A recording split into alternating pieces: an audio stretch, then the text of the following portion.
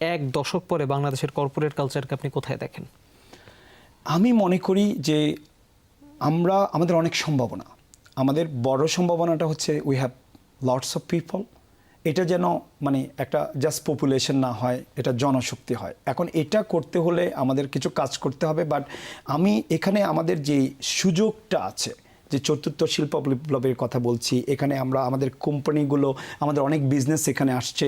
তো আমি অনেক বড় জায়গায় দেখি, এই জন্যই কিন্তু আমি বাংলাদেশে ফেরত এসছি। বাংলাদেশে মোস্টলি কাজ করতে চাচ্ছি এবং বাংলাদেশে আমি প্রেজেন্সটা বাড়াতে চাই এবং অন্যান্য লিডারদের সাথে আমি কানেক্ট করছি। আপনি আমার ফেসবুকে গেলে দেখবেন আমি প্রত্যেকদিন মিট করছি অল আদার ট্রেনার্স। তো আমি অনেক বড় জায়গায় দেখি, কিন্তু এই জায়গাটাই আমার ওই ভিশনটা আসবে যদি আমরা সবাই একসাথে কাজ করি।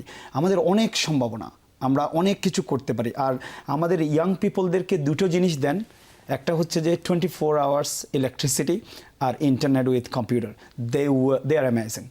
আমি বিলিভ করি আমাদের ছেলেপুলের, আমি ওয়েস্টার্ন কান্ট্রির সাথে, আমি আমার মেয়েকে যেমন এই 1 মাস কেন বাংলাদেশে নিয়ে আসছি, আমি দেখাতে চাইলাম তাকে তারা কত প্রিভিলেজড উইথ টেকনোলজি, বাট তারা কত পিছিয়ে আছে অনেক কিছু দিক থেকে।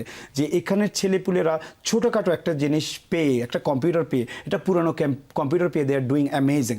এই পিপলগুলোকে কাজে লাগালে আমাদের আমেরিকা হতে সিঙ্গাপুর হতে বেশি সময় লাগবে না।